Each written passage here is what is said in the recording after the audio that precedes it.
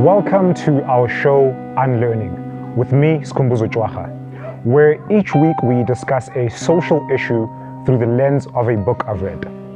Please remember to press the like button and to subscribe if you enjoy our content.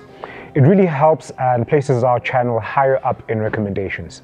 Also, don't forget to switch on the notifications bell so you're updated when we post new content. Today, we're filming at Exclusive Books Hyde Park Corner, and the books we're looking at are available at the store. This week, we have read two books. Stillness is the Key by Ryan Holiday, which explores the idea that what lies behind the success of many prominent people is their ability to slow down in this fast-paced world, and uses the philosophy of Stoicism to undergird this message. The second book is Lies That Bind, Rethinking Identity by Kwame Appiah, which challenges our assumptions about how identity works and how our sense of self is shaped not only by family, but also by affiliations that spread on from there, like our nationality, race, class, culture, and nationality. Now, our aim is not to give a blow-by-blow, chapter-by-chapter review of the books we read. There are many channels that do that and who could perhaps do it better than we could. Instead, what we do is explore social issues that affect us daily, using the books we read as a way to think about them critically and introduce a level of empathy to the conversation that is otherwise missing in today's popular culture.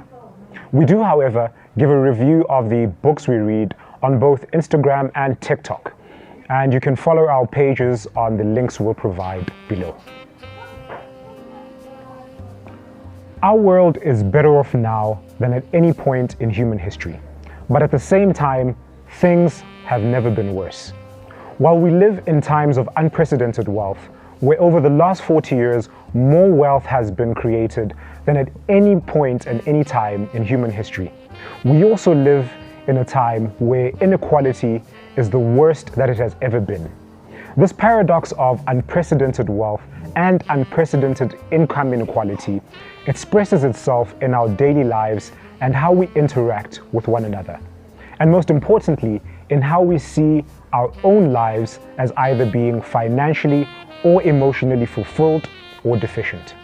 On our third episode of Unlearning, we spoke about meritocracy and questioned whether hard work does in fact lead to success in a meritocratic system that promises and offers upward mobility as the answer to poverty and inequality.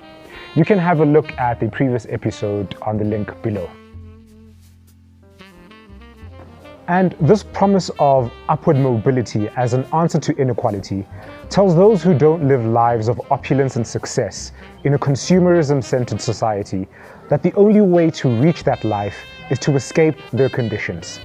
And that by comparison, your life is incomplete and unfulfilled, even if you're able to afford a life that contextually meets the standard of living for a middle-class life in your society. And this is where the language of the soft life is rooted, an idealized standard of consumerism that is not in keeping with the realities of most people in South Africa, a nation that, as we know, has consistently been measured as one of the most unequal in the world. And for many, the soft life represents an elusive goal that represents an escape from the harsh realities of life in an inflation-ridden existence where financially burdened families and individuals work hard to escape a life trapped in an unending and anxiety-induced life of debt. So, the soft life warrants critical examination because it represents a false dream of escapism that causes us to lose sight of what we may already have and drives resentment between those who are fortunate enough to live up to its standards and those who might realistically never be able to.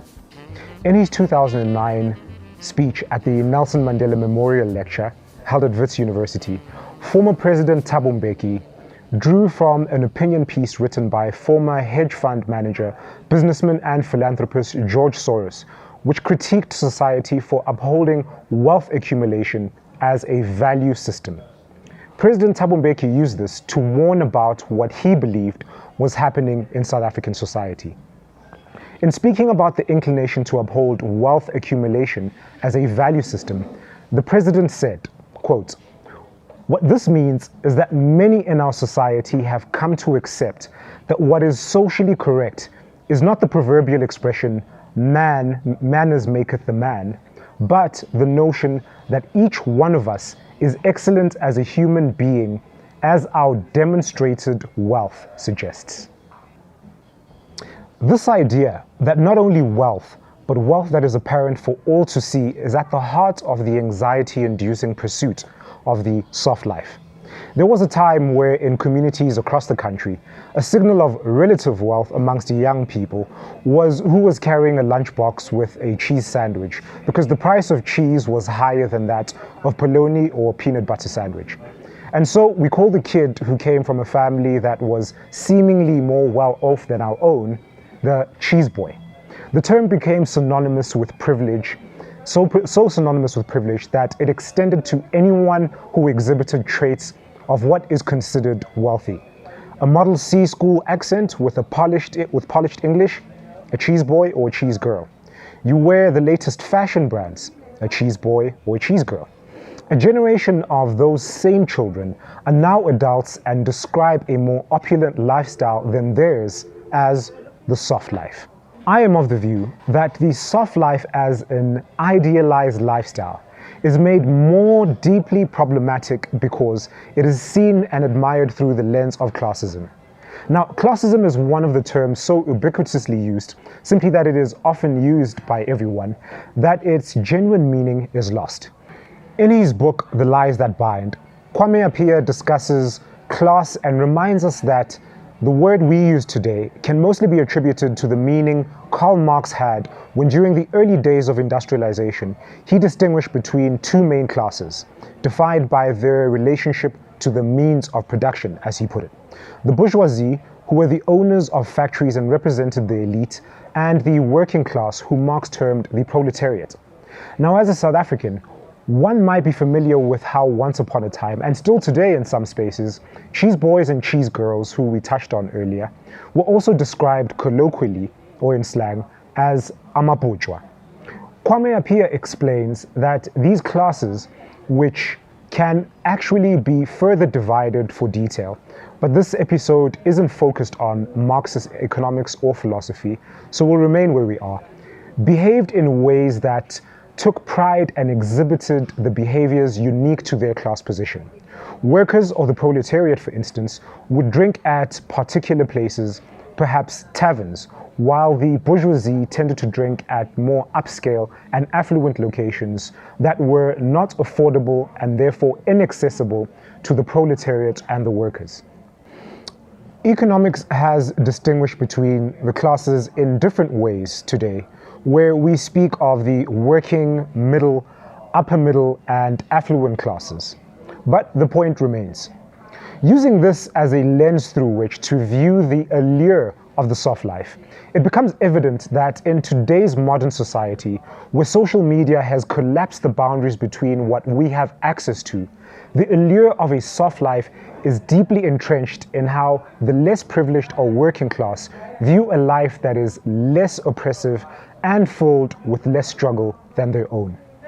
And in a meritocratic system that offers upward mobility as a solution to economic problems, like those of poverty and inequality, as we explained in our episode on meritocracy, and whether its promise of hard work actually leads to success is true, looking at a lifestyle that the wealthy portray on social media entrenches it as an idea of what prosperity can be and what it is you need to do in order to achieve it. Inequality plays a particularly dangerous role in all of this, because as is the case in South Africa, the numerical majority does not have the means to live up to what is perceived as the soft life and fosters the feeling of being outsiders in the context of a life of upward mobility that is promised by meritocracy.